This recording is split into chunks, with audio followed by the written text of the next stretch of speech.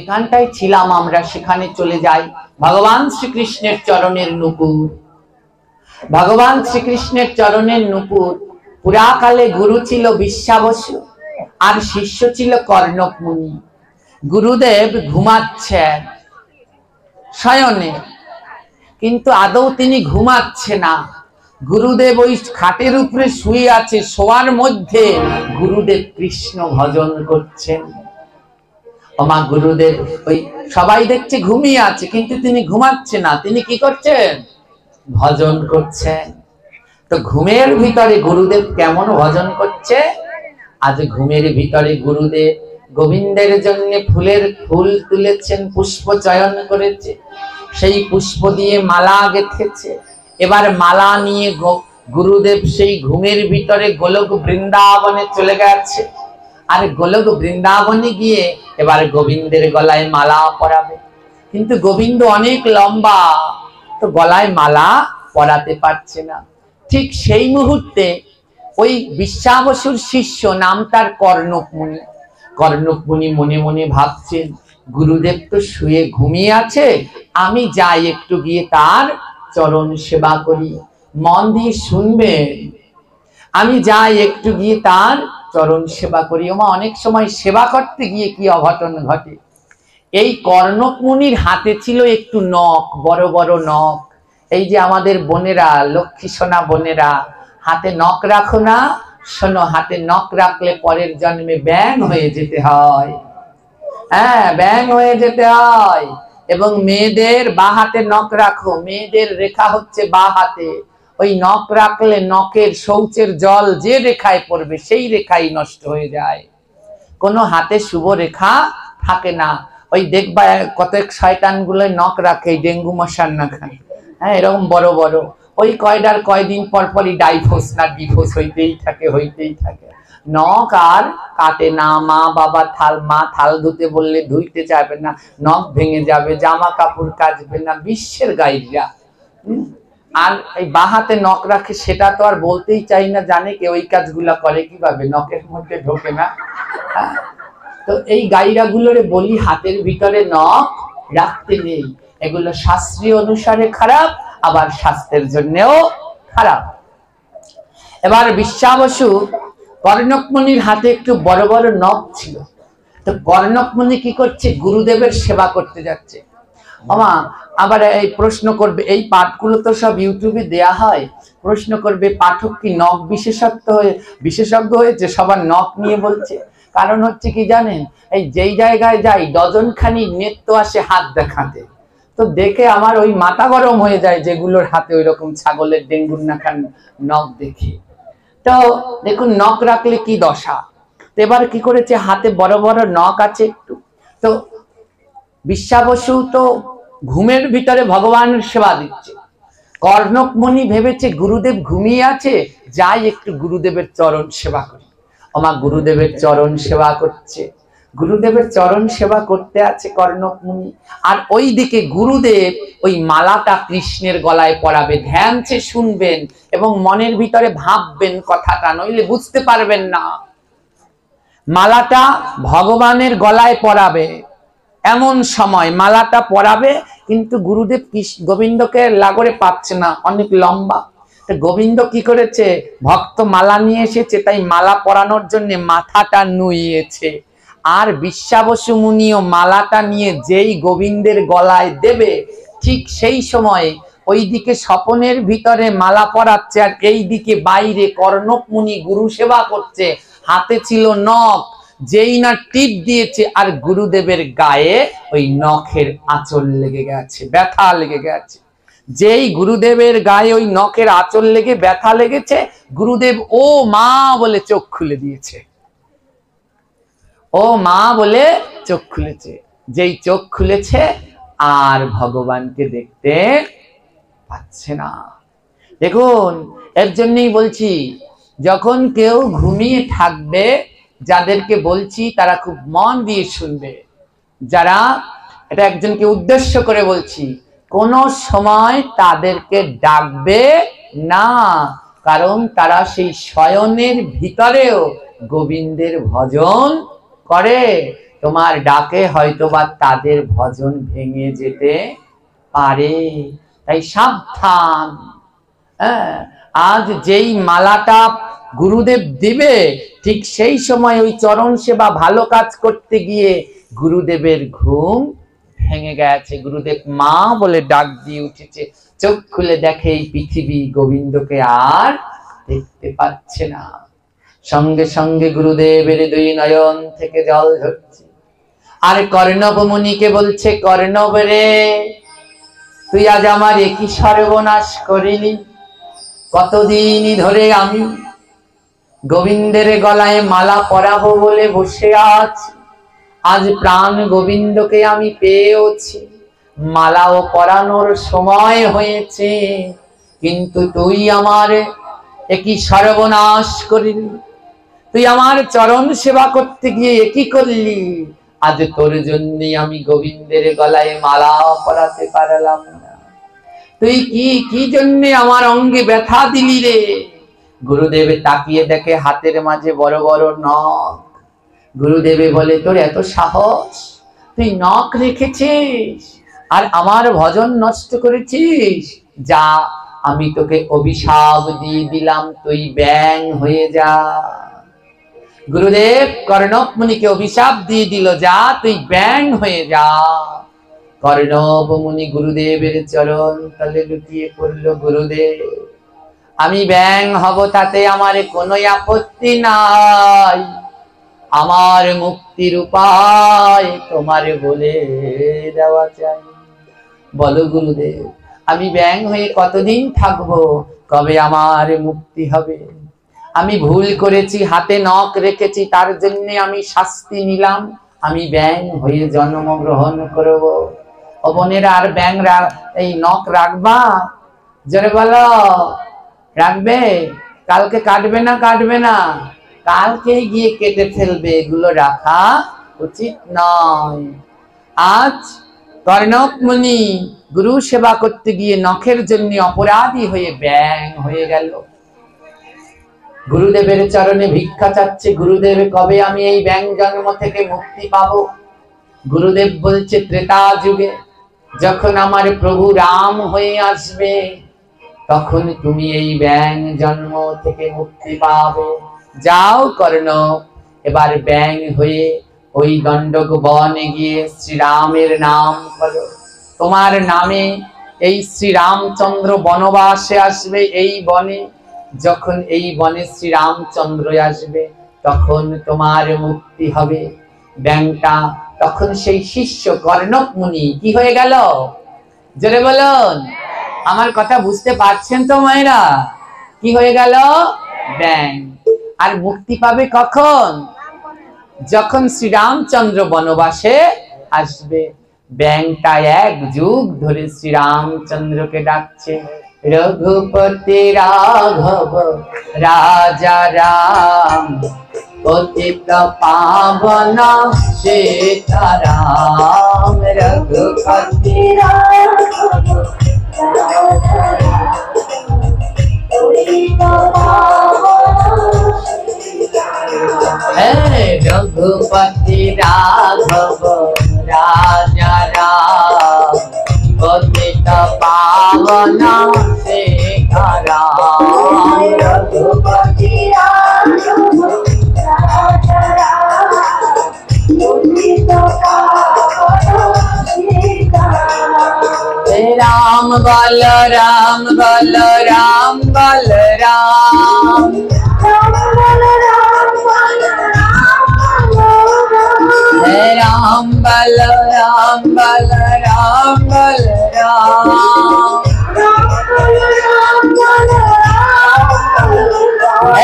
रघुपति राघव राजा राम, पतित पावन सीताराम। रघुपति राघव राजा राम, पतित पावन सीताराम। মা, আপনারা কি সবাই রামের নাম করছেন? সবাই, কারো মুখ বন্ধ নয়।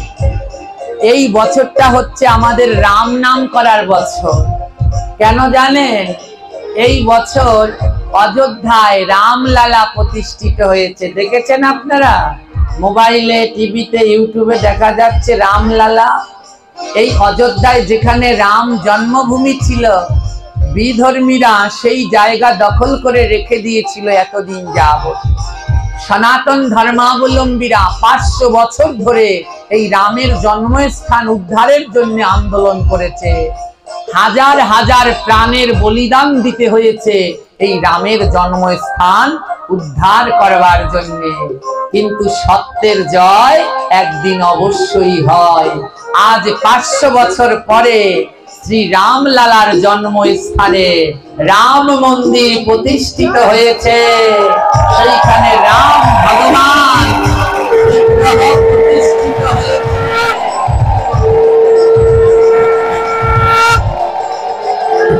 তাই কারো মুখ বন্ধ নয়, সবাই বললেন রঘুপতি রাঘব রাজা রাম।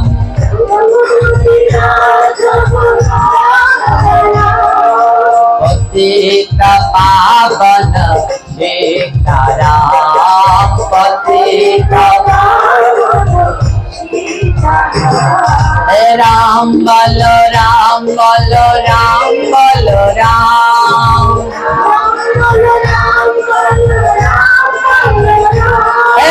রঘুপতি রাঘব রাজা রাম।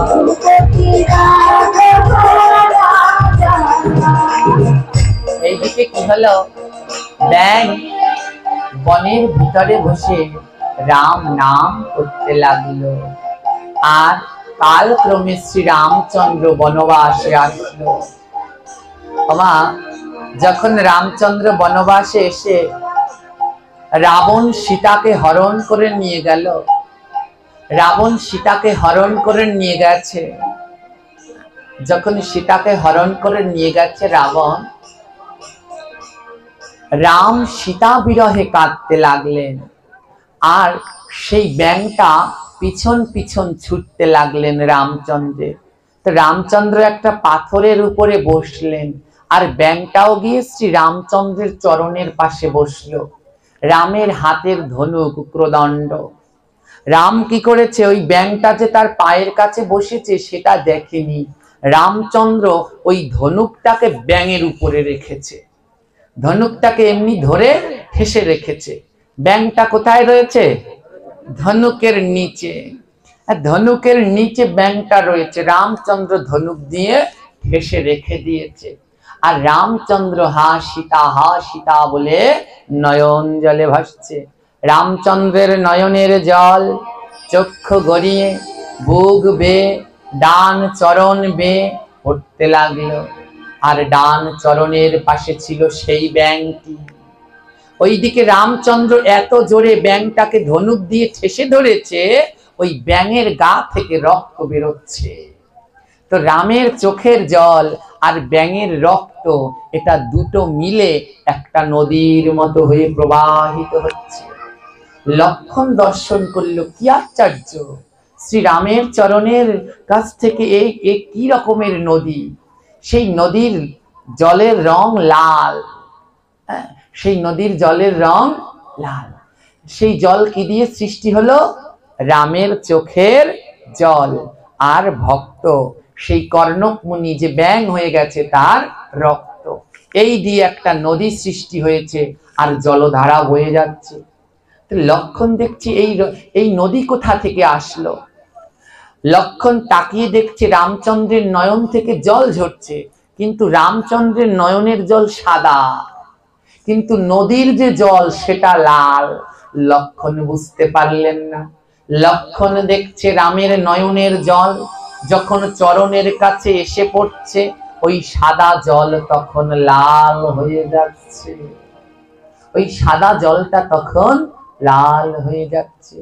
লক্ষণ ভালো করে দেখলেন, ওই চরণের, ওই রামচন্দ্রের চরণের পাশে ধনুকের নিচে একটা ব্যাঙ আটকা পড়ে আছে, আর তার রক্তধারা নদীর মতো বইতে লাগলেন। লক্ষণ বললেন, এ তো কোনো সাধারণ ব্যাঙ নয়, কারণ ব্যাঙের রক্তে তো এত বড় নদীর সৃষ্টি হয় না। লক্ষণ শ্রীরামচন্দ্রকে জাগালেন, দাদা তাকিয়ে দেখো, তোমার চরণের পাশে এক ভক্ত কষ্ট পাচ্ছে। রামচন্দ্রের চেতনা ফিরল। রামচন্দ্র দেখে একটা ব্যাঙ, আর তার রক্তে একটা নদী হয়ে গেছে। রামচন্দ্র বলছে, ও ব্যাঙ, তুমি এত কষ্ট কেন পাচ্ছ? এত মন দিয়ে শুনবেন, এখানটা ধ্যান দিয়ে। ও ব্যাঙ, তুমি এত কষ্ট কেন পাচ্ছ? তুমি যদি, আমি তো তোমায় ব্যথা দিয়েছি, তুমি যদি একবার আমায় ডাকতে তাহলেই আমি ছেড়ে দিতাম। রাম ভগবান বলছে, ব্যাঙ, তোমায় যখন সাপে ধরে তুমি কেমন বাঁচাও বাঁচাও বলে ডাকো। ডাকছে না মা? সাপে ব্যাঙ ধরলে শুনেছেন ডাকে? রামচন্দ্র বলে, তোমায় যখন সাপে ধরে তুমি বাঁচাও বাঁচাও বলে ডাকো, কিন্তু আজ তুমি আমার ধনুকের নিচে আটকা পড়েছ, আজ কেন তুমি ডাকছো না বলো তো ব্যাঙ? তুমি যদি আগে ডাকতে তাহলে আমি তোমায় ছেড়ে দিতাম, তোমার এত কষ্ট হতো।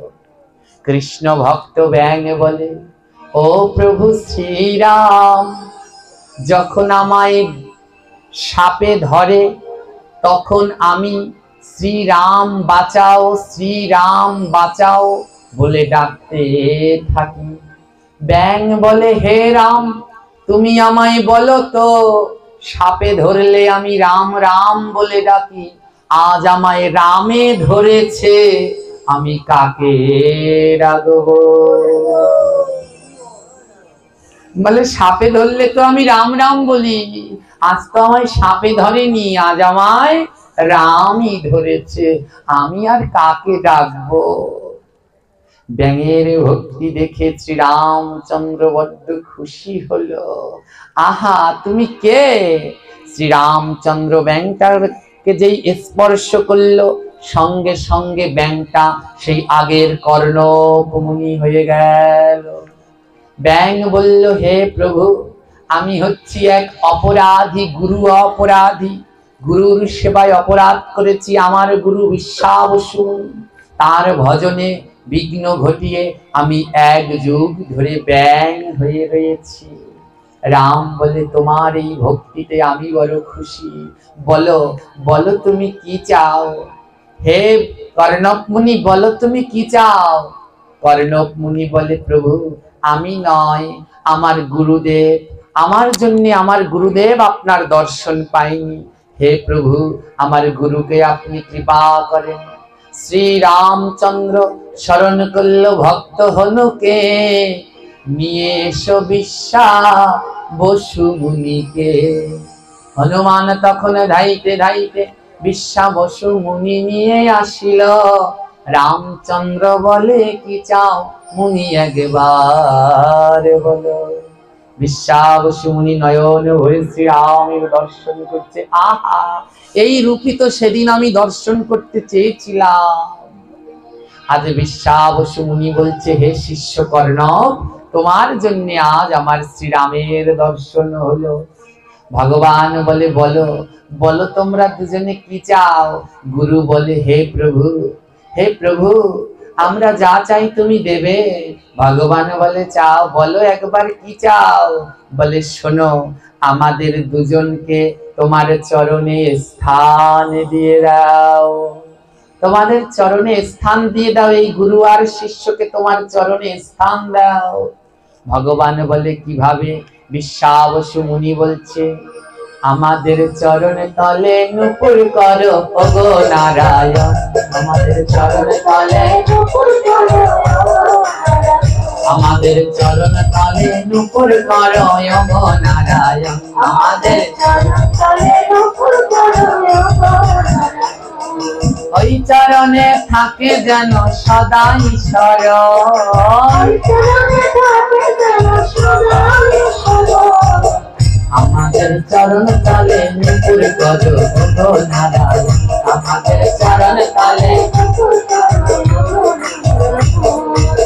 রাম বলছে, বেশ, তবে যাও, গুরু আর শিষ্য তোমরা আমার দুই চরণের নুপুর হও।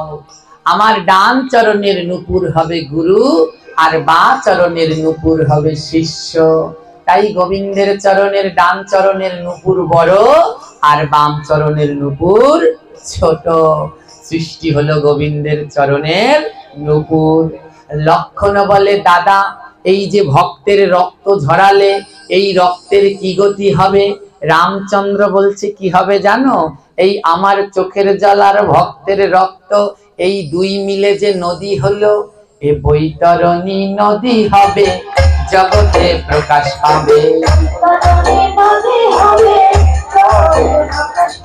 বৈতরণী নদী হবে, জগতে প্রকাশ পাবে।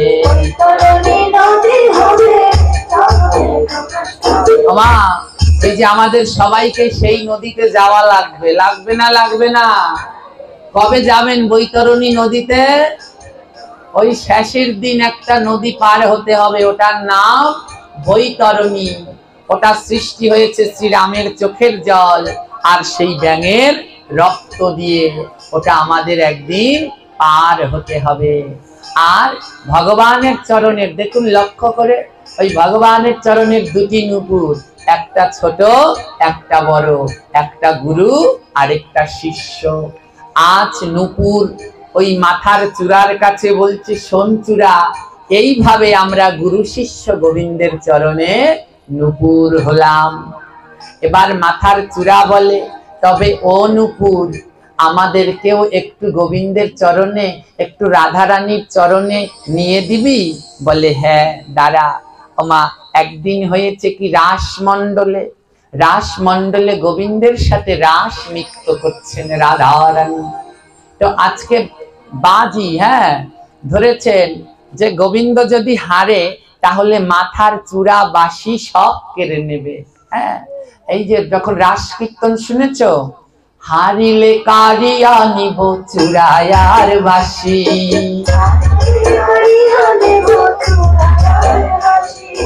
করে দেব আমার রাধা রানী দাসী।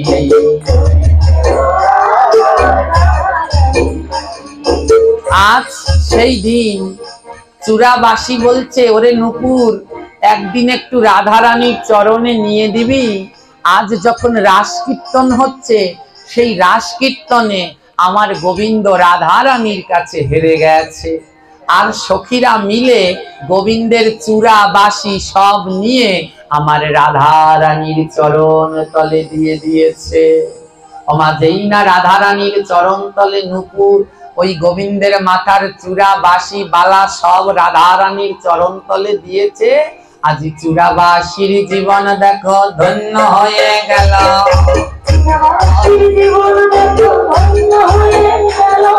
প্রেমানন্দে সবাই মিলে গৌর হরি বল।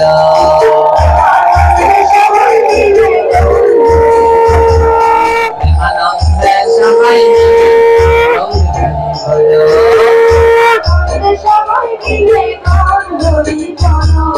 এবার আমার যাবার সময় হয়ে গেছে, বিদায়ের ঘন্টা বেজে গেছে। তাই প্রতিবার যা বলি আজও তাই বলবো, যদি থাকে লেখা আবার হবে দেখা।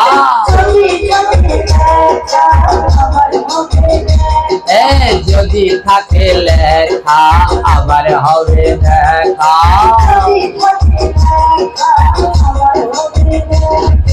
এইখানেতে বলে যায় সবাই টাকা বাই বাই, এইখানেতে বলে যায় সবাই টাকা বাই বাই।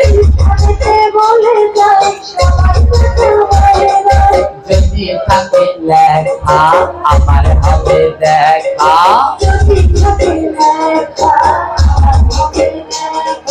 যাওয়ার আগে আরো একটা ছোট্ট শিক্ষা দিতে চাই। যাইনি তাই আপনারা কেউ দাঁড়াবেন না, এখনো পাঠ শেষ হয়নি। যাওয়ার আগে আমি তো বিদায় নিচ্ছি, তো যাওয়ার আগে আপনাদের জন্য একটা শিক্ষা। ওমা, এই কথাটা একটু মন দিয়ে শুনবেন। এই কথা, এই যে আমি একটু আগে বললাম টাটা বাই বাই, অনেকেই আমার সাথে সুর মিলিয়েছে। আমি আপনাদেরকে একটু দেখলাম কয়জন সুর মিলিয়েছেন। এই টাটা বাই বাই দেওয়া আমরা শিখাই কাদেরকে? বাচ্চাদেরকে। যখন মা চাকরি করতে যায় বা বাবা চাকরি করতে যায়, মা শিখায় ছেলেকে বাবা টাটা দাও, আবার বাবা শিখায় মাকে টাটা দাও, দাদুকে টাটা দাও, দিদাকে টাটা দাও। এই টাটা বাই বাই শিখাবেন না।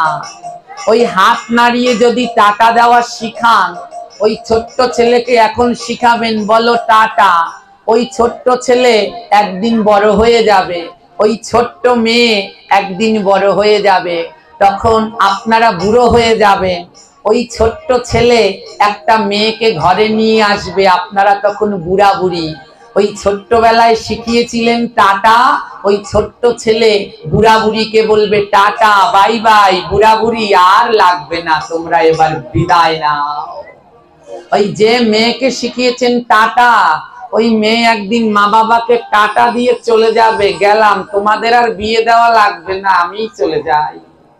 তাই এই টাটা বাই বাই শিখাবেন না। ওই হাত নাড়ানো শিখান, কিন্তু টাটা বাই বাই না বলে বলুন রাধে রাধে, বলুন হরে কৃষ্ণা। এই টাটা বাই বাই শিখাবেন না। আর কি? দিনের ভিতরে যেই জিনিসটা আমরা সব থেকে বেশি ব্যবহার করি সেটা হচ্ছে মোবাইল ফোন। ফোনটা ধরে রিসিভ করেই বললি হ্যালো। আহারে, এবারে হ্যালো ইংরেজি হোল শব্দ থেকে এসেছে। হ্যালো হোল শব্দের অর্থ হচ্ছে নরক, হোল আর লো। হ্যালো হোল শব্দের অর্থ নরক, লো শব্দের অর্থ নিয়ে চলো, নরকে নিয়ে চলো। ইংরেজিতে হোল মানে নরক, হিন্দিতে লো মানে নিয়ে চলো। একবার বলবেন হ্যালো মানে নরকে নিয়ে চলো। ফোনটা ধরে যদি হ্যালো না বলে বলেন হরে কৃষ্ণা রাধে রাধে, আপনারও একবার রাধা নাম করা হলো, গোবিন্দের নাম করা হলো, আপনার ওই পারে যে আছে তারও একবার নাম শোনা হলো। তাই সনাতন ধর্মাবলম্বীরা কেউ যদি সনাতন ধর্মের হন, একজন আরেকজনকে ফোন করে হ্যালো না বলে এক নয় হরে কৃষ্ণ বলুন, নয় রাধে বলুন। পারবেন মায়েরা? পারবেন? কে কে পারবেন হাত তুলুন। যে হ্যালো না বলে বলবো রাধে রাধে, হরে কৃষ্ণ। হ্যাঁ, তাই হাই হ্যালো ছোড়ো, হরে কৃষ্ণ বলো।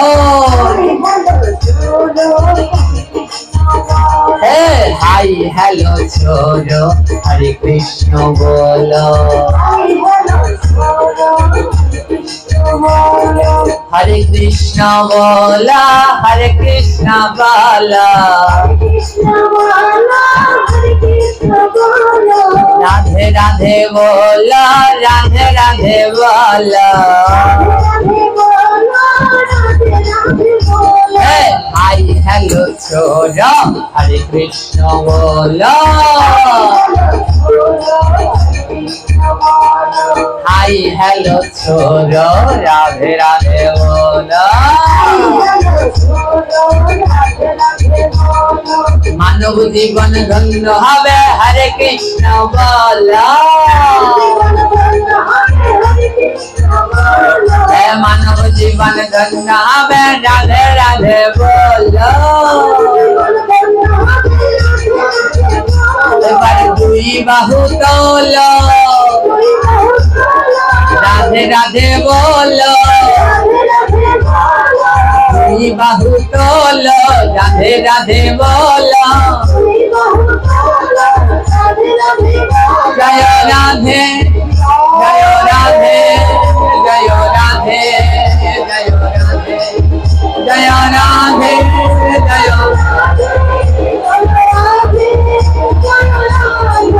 জয় রাধে রাধে, রাধে রাধে, জয় রাধে রাধে, রাধে রাধে, জয় রাধে, জয় রাধে, जय राधे जय राधे जय राधे जय राधे जय राधे जय राधे जय राधे जय राधे।